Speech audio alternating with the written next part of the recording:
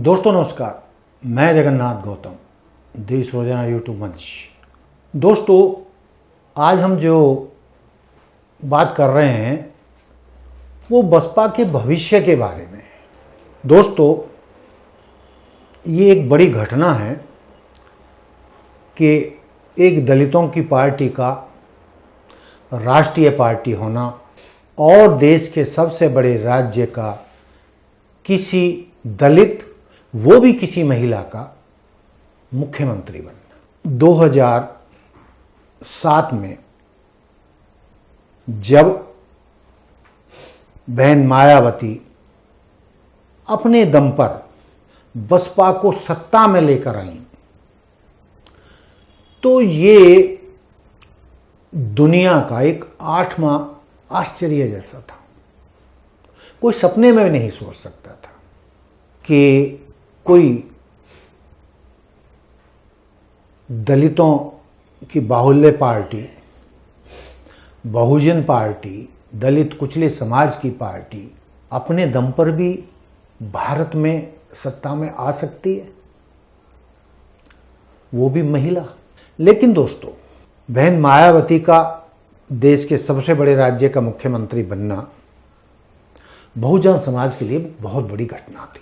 और उसके बाद जो हालात बने, राष्ट्रीय राजनीति में जो बहन मायावती को मुकाम मिला, यहां तक कि विपक्षी दलों ने उनको देश का प्रधानमंत्री तक बनाने के फैसले ले लिए। और इसमें कोई शक भी नहीं था, वो लौह महिला कहलाई। जिस तरीके से जिन मुद्दों को लेकर बसपा सत्ता में आई थी, काशीराम जी की बनाई हुई पार्टी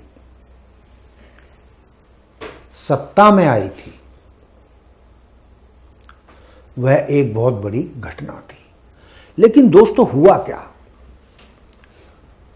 2007 से 2012 तक बहन मायावती के सत्ता में रहने के बाद बसपा निरंतर नीचे की तरफ जाती हुई नजर आ रही है। हर चुनाव में वो नीचे की तरफ जाती हुई दिखाई दे रही है और ऐसा लग रहा है कि जहां दलित, पिछड़ी, मुस्लिम जातियां बसपा के साथ जुड़ गई थीं, वो एक एक करके पिछले वर्षों में लगभग बसपा का साथ छोड़ चुकी हैं। यहां तक कि जो उत्तर प्रदेश में दलित 22% उनकी आबादी बताई जाती है, उनमें से 14% जाटव समाज की, जाटव दलित समाज की, जिससे बहन मायावती आती हैं, जो बसपा का कोर वोट बैंक है, उसमें भी सेंध लग चुकी है। उत्तर प्रदेश के वाल्मीकि, पासी और अन्य छुटपुट जो दलित जातियां हैं, वो भी लगभग बसपा से किनारा कर चुकी हैं। जो बसपा उत्तर प्रदेश में 30% तक वोट लाने में कामयाब रही, उत्तर प्रदेश में सत्ता में काबिज होने में कामयाब रही, दर्जनों उसके सांसद जीतते रहे, लेकिन पिछले चुनावों में उत्तर प्रदेश में बसपा का लगभग पूरी तरह सफाया हो गया। जब पिछले लोकसभा चुनाव आ रहे थे, चल रहे थे, उस दौर में जिस तरीके से आकाश आनंद को राष्ट्रीय कन्वीनर बनाया गया, संयोजक बनाया गया, और विदेशों से पढ़ लिख कर आए 30 वर्षीय आकाश आनंद ने जिस धुआंधार तरीके से लोकसभा चुनावों में भाषण दिए और मान्यवर काशीराम की तर्ज पर भाजपा ब्राह्मणवाद को लपेटा, मनुवाद को लपेटा, तो उससे अचानक ज़्यादातर युवा दलित उनसे जुड़ने लगे और लोकसभा चुनावों के दौरान जो आकाश आनंद की जनसभाएं हो रही थी, हजारों की तादाद में भीड़ उमड़ रही थी और ऐसा लग रहा था कि कोई नया काशीराम का की तर्ज पर राजनीति करने वाला युवा उभर रहा है और दलितों में, बहुजन समाज में नए सिरे से जोश जाग रहा था कि आकाश आनंद पार्टी को पुनः बुलंदियों की ओर ले जाएगा। लेकिन हुआ क्या दोस्तों, उसी दौरान अचानक बहन मायावती ने उनको राष्ट्रीय संयोजक पद से हटा दिया और उनके भाषणों पर रोक लगा दी। ये एक शॉकिंग फैसला था। ये दलित समाज को, बहुजन समाज को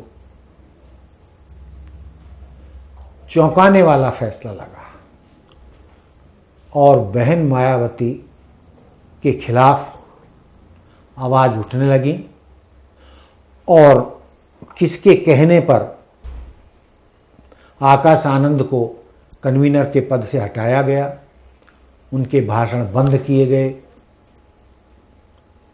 मुझे बताने की ज़रूरत नहीं है किसने दबाव डाला था कि आकाश आनंद जिस तर्ज पर चल रहा है वो नीति भाजपा के हक में नहीं है और माना जा रहा है कि भाजपा नेतृत्व ने ही आकाश आनंद को राष्ट्रीय संयोजक पद से हटवाया था।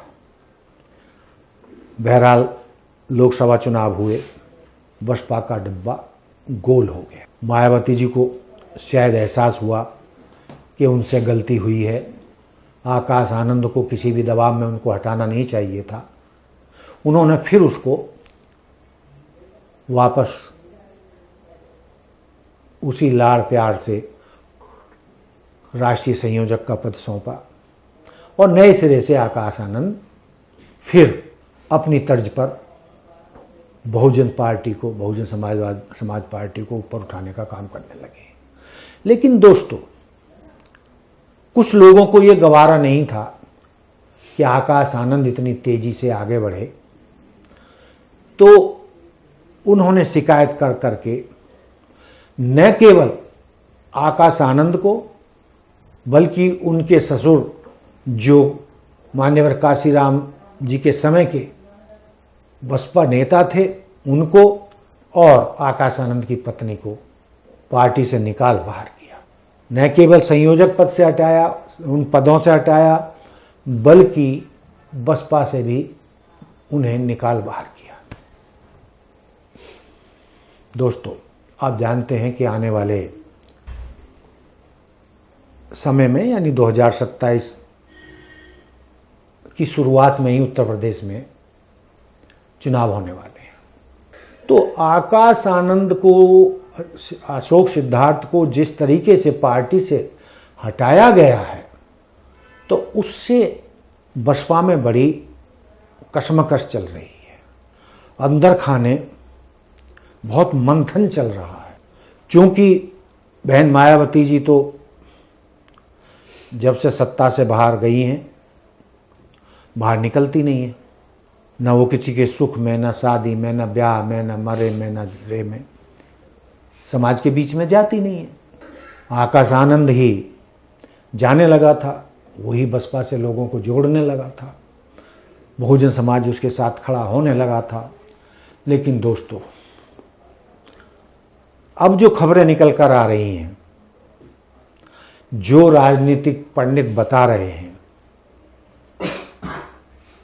तो उनकी हम माने तो दोस्तों, बसपा के अच्छे दिन की बात तो दूर, माना जा रहा है कि बसपा के इससे भी और बुरे दिन आने बाकी है।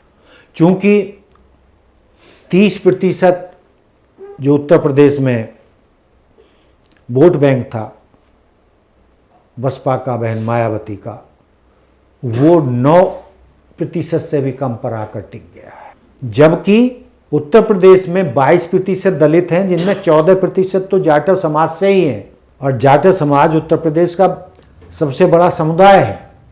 बहन मायावती भी जाटव समाज से ही आती हैं, लेकिन 30% से उनका 9% से नीचे भी खिसक जाना तो चिंता का विषय है। बहुजन समाज पार्टी के अन्य वर्ग तो पहले ही बसपा से छिटक गए हैं।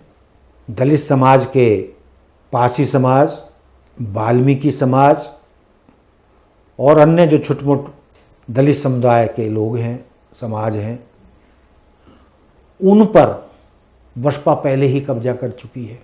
और सबसे बड़ी बात तो ये है कि जो पिछले लोकसभा चुनाव हुए हैं, 14% जो जाटव समाज था उस पर भी पकड़ जो है मायावती की ढीली पड़ गई है।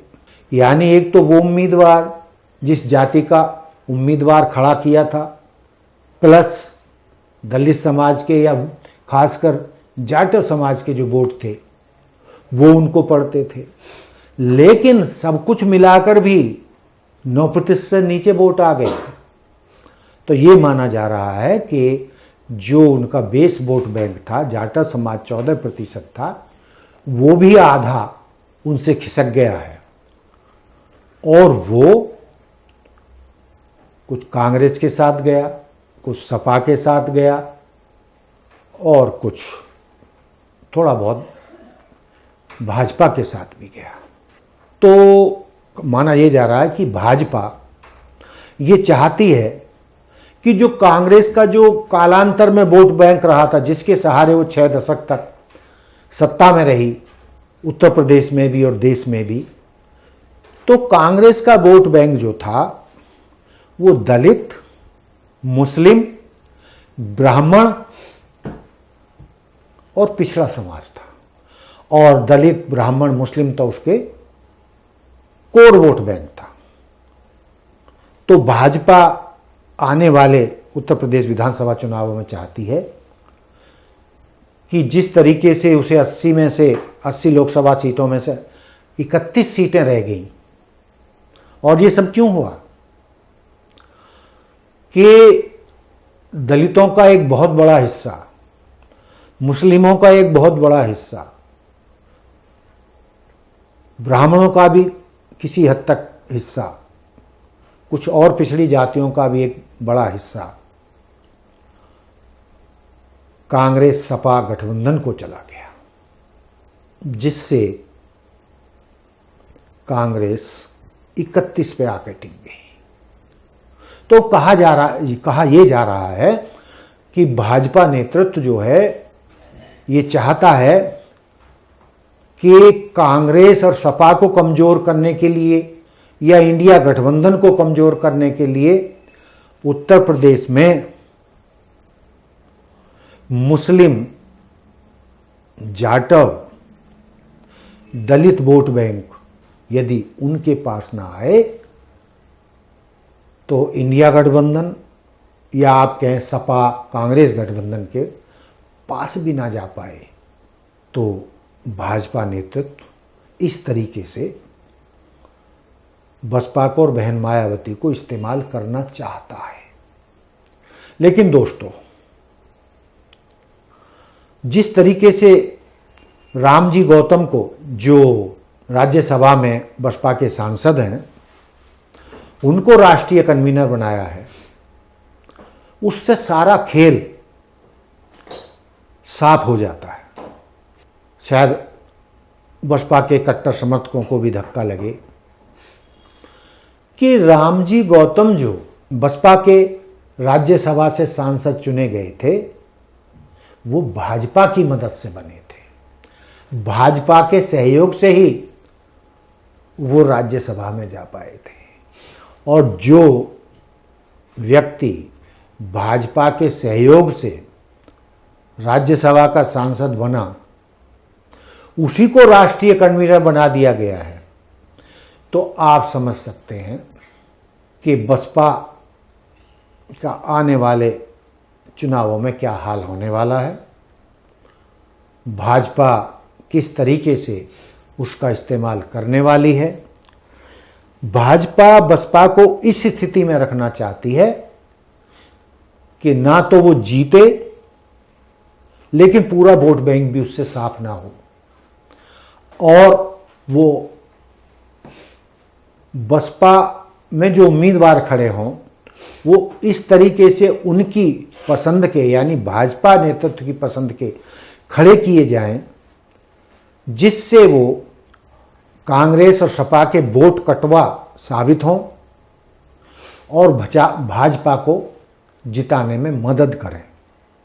तो दोस्तों, जानकार मान रहे हैं कि भाजपा अपने मंसूबों में कामयाब होती दिख रही है। आकाश आनंद के साथ जो किया गया है, उनकी पत्नी के साथ जो किया गया है, अशोक सिद्धार्थ के साथ जो किया गया है, उससे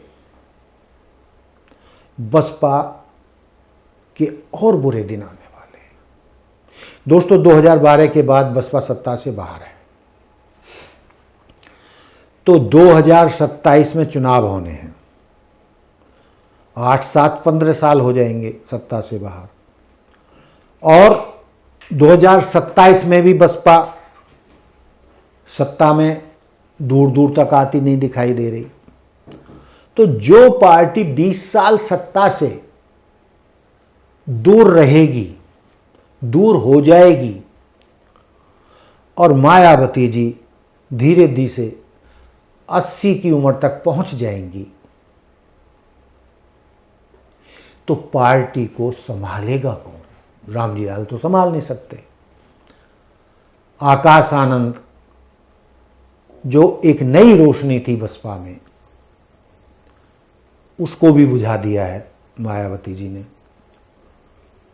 कांग्रेस बसपा के जो पुराने कासिम राम जी के समय के जो बसपा को खड़ा करने वाले मुख्य स्तंभ थे, जिन्होंने अपना तन मन धन देकर बसपा को खड़ा किया था, बहुत से सैकड़ों लोगों ने काशीराम जी की तर्ज पर शादी नहीं की थी और तन मन धन देकर, अपनी नौकरी का पैसा देकर, अपनी तनख्वाह का पैसा देकर, अपना पीएफ का पैसा निकाल कर देकर जिन्होंने बसपा को खड़ा किया, बहन मायावती जी ने काशीराम जी का पतन होते ही उन सबको पार्टी से निकाल बाहर किया। वरना आज हरियाणा, पंजाब, मध्य प्रदेश, छत्तीसगढ़, राजस्थान में भी बसपा एक बड़ी ताकत होती, एक बड़ी राजनीतिक शक्ति होती।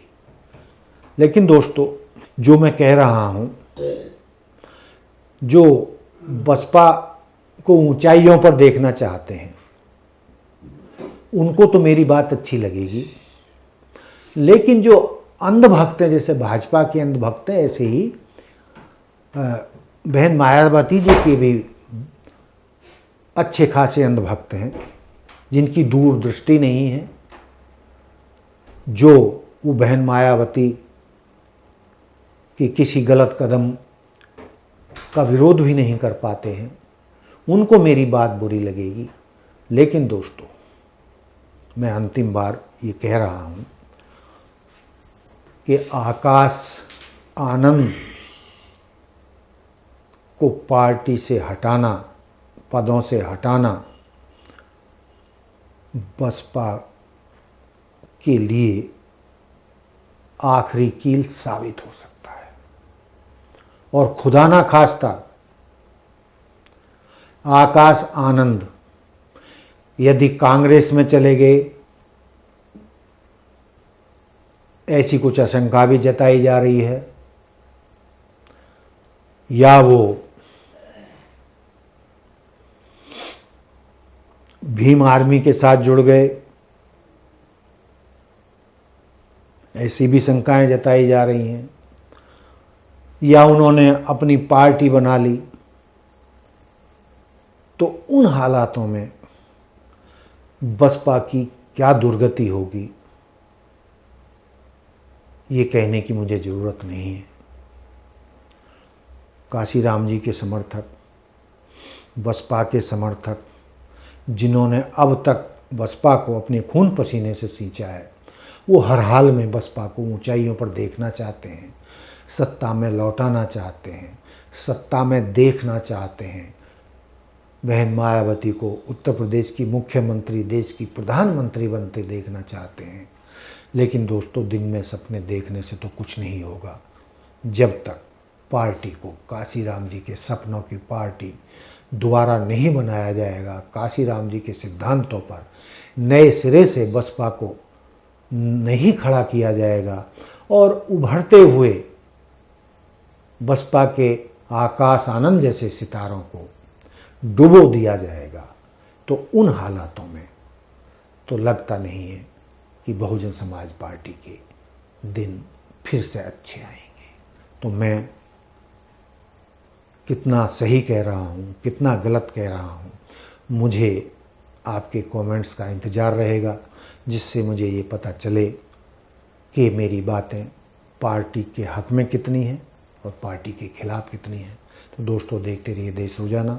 जय हिंद, जय भारत, जय संविधान। नमस्कार। हमारे साथ जुड़े रहने के लिए सब्सक्राइब करें देश रोजाना के YouTube चैनल को और नई वीडियो की नोटिफिकेशन पाने के लिए बेल आइकन जरूर दबाएं। अगर आप ये वीडियो Facebook या Instagram पर देख रहे हैं तो पेज को लाइक और फॉलो जरूर करें और ज्यादा से ज्यादा शेयर करें।